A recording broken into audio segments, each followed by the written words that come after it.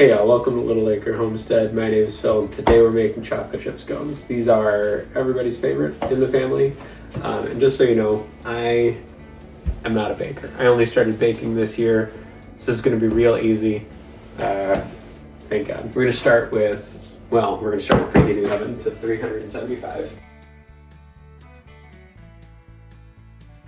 I do it on convection, do that if you can. We have on the dry ingredients, we have flour, 4 cups, and this recipe has been doubled, so this is going to make us 16 scones. Feel free to half everything if you'd like. 4 cups of flour. We are going to do a teaspoon of salt, 2 teaspoons of baking powder, and a half teaspoon of baking soda. So that's going to be part of our leavening agents. A leavening agent is just anything that's going to add some fluffiness to what we're making. And then, controversially, you know what? If you are a baker, you might want to cover your ears for this. Everyone else, sugar, for some reason, is usually considered a wet ingredient when you're mixing wets and dries. This recipe, in some kind of sane twist of events, considers sugar to be a dry ingredient because it is. Bakers, uncover your ears. So we're going to add the sugar to the dry ingredients. Weird. And we're going to whisk that all together. Now I've been told that sugar goes in the wet ingredients because it dissolves really well. I know that some recipes use sugar to cream butter to like mix it all together and get it to be the same consistency, and that makes sense. But if we're mixing sugar into the wet ingredients because it dissolves really well, then why did we always add salt to the dry ingredients? It's a conspiracy. We'll get to the bottom of it. Rowan is eyeing me off camera, so this might get cut. That's our dry ingredients. For our wet ingredients, we're going to use 1 cup of sour cream and 2 eggs and about a tablespoon of vanilla. It doesn't really matter how much, and vanilla is the garlic of baking, so measure with your heart.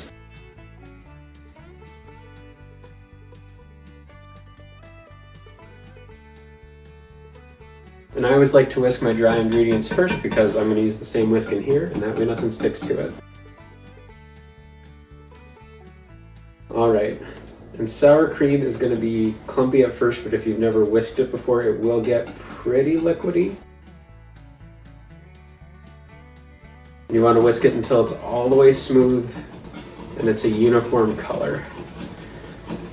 While I'm doing this, I'll tell you I have used this scone recipe before to make other kinds of scones, modifying it to make cranberry orange scones by replacing the vanilla with orange zest and replacing the chocolate chips that we'll do later with cranberries or white chocolate chips. Both, you kind of add however much you want, doesn't mess with the recipe too much. So like I said, I'm new at baking, and what I found is that there was no reason for me to be intimidated. I was before because I thought it had to be really precise. I've always been told that baking is a science, it's chemistry, but a little bit of it is by feel, and this is a good recipe to start with for learning how something is supposed to feel. I'll show you what it's going to look like, and as long as the consistency matches that, it's going to turn out okay. Okay, we have one more ingredient here. So we've got our sour cream mix. It's very soupy. It's almost like a cream consistency. And for our flour, you're gonna wanna make a pool in the middle. We have one more ingredient before we start mixing things together and adding chocolate chips, and that's butter. The butter's gonna be in the freezer. We're going to be doing something kind of like a rough puff pastry. So that's going to give us a little bit of layering without having to deal with the fussiness of puff pastry. So butter frozen, minimum an hour, overnight is preferable. And you're going to need 2 sticks of butter. Again, this is a doubled recipe, so that's about a tablespoon of butter in each one. But don't stress out about that. Rowan, cut this out, I can't find the butter. I found the butter. Now we want the butter to stay as cold as possible. We're going to use a cheese grater to shred it up, but we want each of those shreds to stay solid the entire time that we're mixing it, right up until it gets into the oven, because that's going to give us some layering. It's going to get mixed in with the dough, but the butter's going to create little air pockets, and it's also going to melt in like a good biscuit. So we've got our frozen butter. I had our plate and our cheese grater in there. I don't know that anyone's ever actually seen me do this, but I have really warm hands, and if you're like me, you're going to want to get a bowl of ice water and soak the hand that's holding the butter in there so that you're not melting the butter with your hand the whole time. Rowan's giving me a look. She's never seen me do this either, but this is the secret. This is the secret that I have to do in order to keep from melting the butter, because my hands are really warm most of the time. Not now. Okay, so now we're gonna grate the butter, if I can stop my right hand from shivering. Now, one thing that you might notice with your butter frozen is that it can be tough to make sure you get all of the paper off of it, because if any of it is stuck under the butter, which you'd be surprised how often a little bit of it is tucked into the end. So just pay close attention to make sure you're getting the whole piece of paper out. And then I try to work pretty quick with this, just to make sure that it stays frozen the whole time. Once it gets in the flour, and with the, the cold sour cream, it's a little more insulated. But when it's out in the open like this and in my hand is warming up even as we speak. We don't want that butter to melt until we get it into the oven if we can help it. And since we're going to be working with this dough a little bit, we need the butter to be frozen and not soft even after we get it going here.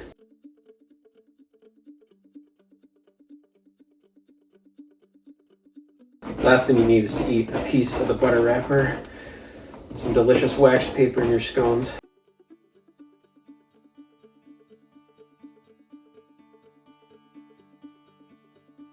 If you have any chunks that you can't quite shred up, just break them into little pieces.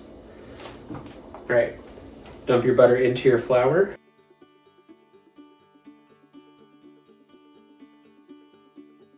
And at this point, you're going to want to make sure that you have everything that you need, because you're going to need to start getting your hands dirty.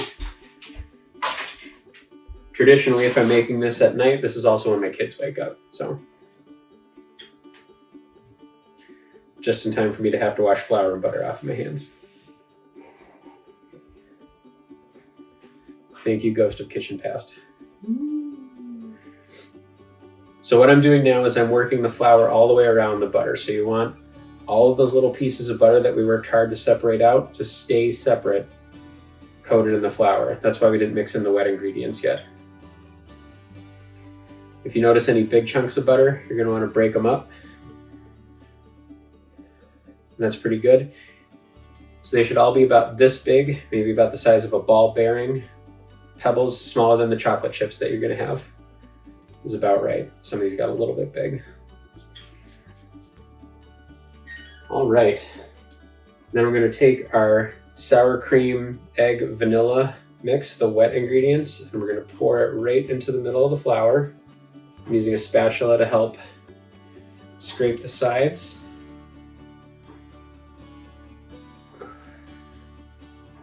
There we go. And you're going to start mixing that. You'll notice I did not wash my hands. That's because we're going to be getting in here with our hands again as soon as it starts to come together.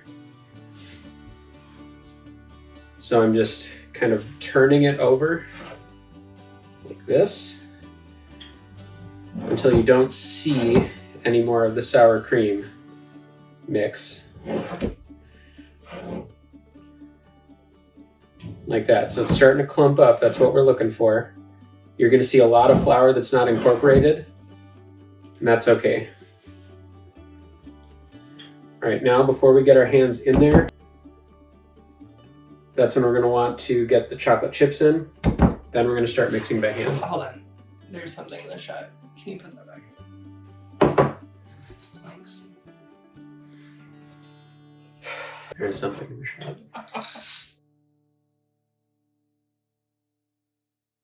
We're just about ready to start mixing with our hands. There's one last thing we need to do, and that is cover our work surface with flour. I have a little less than 1/4 cup of flour in here, and I'm just going to dust it on our work surface.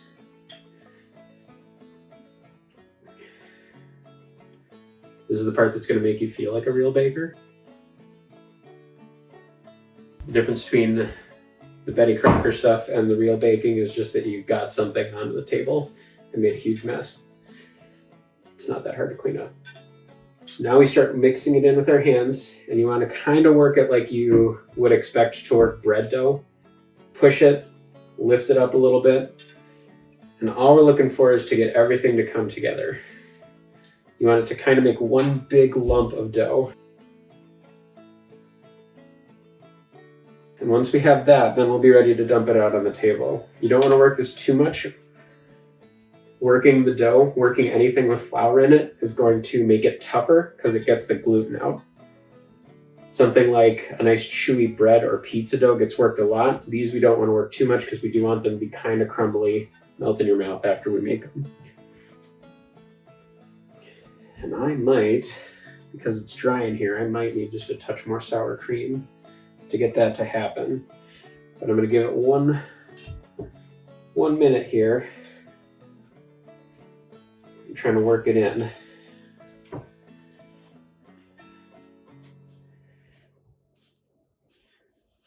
It's looking a little crumbly right now, but that's okay. If your dough is starting to look a little too wet, just add flour. If your dough is starting to look a little dry, add a little bit more of whatever your wet ingredient is, your main wet ingredient. So for some doughs, that's water. For this one, it's probably going to be sour cream. Oh, this might work. Okay. Looks like we made it there. So if it's all holding together enough, we got some pieces falling out, but if it's holding together, you're good enough. You're smart enough. People like you. So we're going to take that out of the bowl. If you're just working with one batch, if you did half of all the ingredients that I mentioned, you're just going to make this into one circle. If you did what I did, we're going to make this into a big rectangle. And then we're going to be cutting it into triangles. So you're going to squish it out flat on top of the flour. Just like that.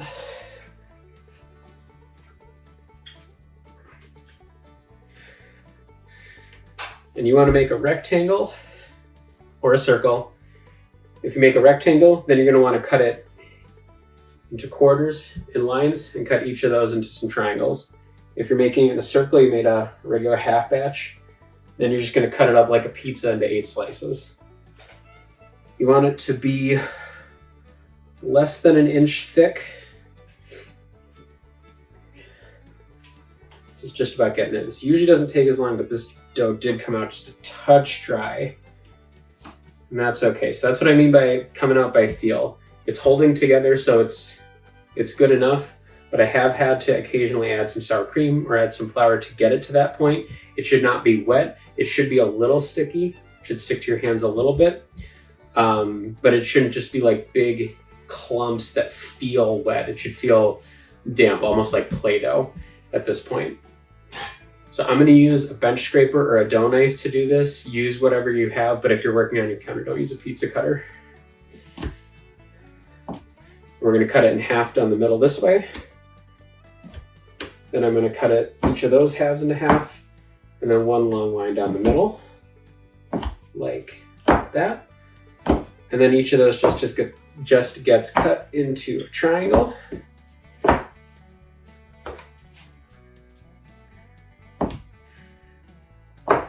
All right. So these are just about ready to go in the oven. You're going to want baking sheets that either have a silicone mat or parchment paper. Both work. We do need to take just a little bit more sugar and sprinkle it on top. I think the recipe that I'm using says that it should be about a tablespoon per 8, but I just kind of eyeball it and make sure that you get a dusting on top of each one. There we go. All right. You should be able to pick these up and they should be able to hold together. You should be able to have some nice points on each one. And if you look close, you can see the layering that we have going on. Let me get that in the light. So you can see, there we go. You can see that we've got some layering. And all of that is the butter. We cheated out a lot of work that people do to get that layering just by freezing our butter. Some of these are starting to stick a little bit. So for our sheets, I can usually do about 8 on there. You'll want to space them out a little bit, but they're not going to expand sideways too much, so don't worry if you only have about 1 inch between each of them.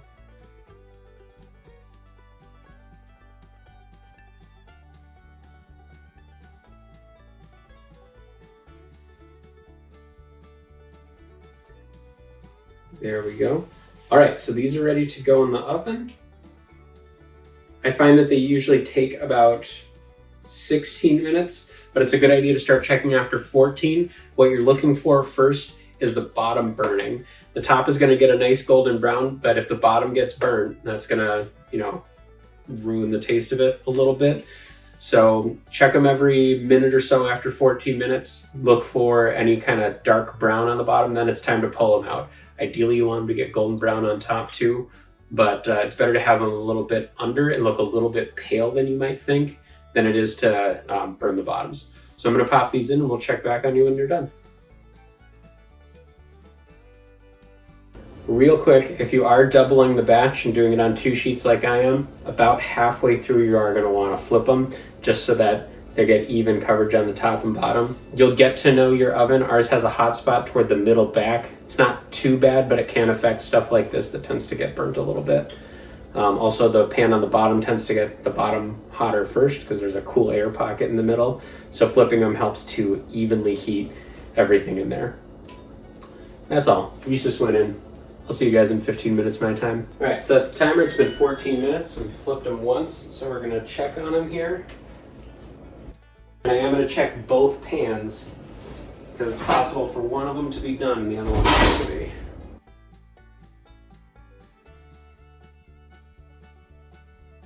Actually looks pretty good. So this is what we're looking for. You can see some golden brown on the corners. And the bottom, if I can do this without dropping one, the bottom is also golden brown. There we go. All right. So as soon as these are out of the oven, As soon as these are out of the oven, you're gonna want to get them on cooling racks. Let me check on the other pan here while we're at it though.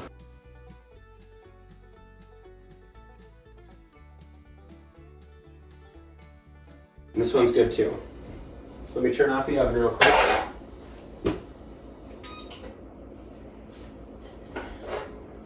All right, so these ones are also good. Whew. You can see they've also got the golden brown on the edges. These ones are a little more done on the bottom, but they are not burnt. So we're good. You do have some leeway. So again, baking, it's not as exact as some people would have you believe. There's no reason to be intimidated by it. Plus flour is the cheapest ingredient, except maybe rice. So give it a shot. That sentence implies that there's rice in the scones. Oh, good point. I meant like cheapest ingredient in general, not the cheapest ingredient in the scones. Stay tuned for my rice pudding scones. Now you're going to notice that these are going to smell a lot like chocolate chip cookies. They also taste a lot like chocolate chip cookies. One other thing I want to point out here, real quick, let me just find an especially good one to show, is our layers from doing all that with the butter. If you look at the sides of this, we've got, is this the YouTube thing? we've got our layers, and you're going to be able to tell.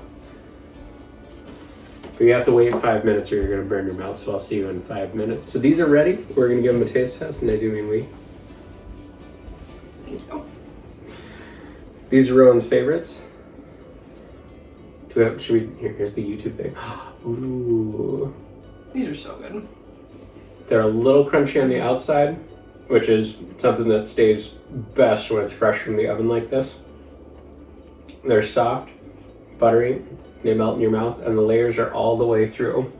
I don't know if that's showing up. There we go. These will stay good for at least 5 days, probably up to a week. They've never lasted that long in this house. Everyone in our family loves these. Our 1-year-old, or 6-year-old, both of us. It's quite the accomplishment. So if you like chocolate chip cookies, if you like scones, if you like chocolate chip muffins, give these a try. Thanks for stopping by Little Acre Homestead and for subscribing, and we'll see you again very soon. Judah certainly wants to. He's so funny. He loves these.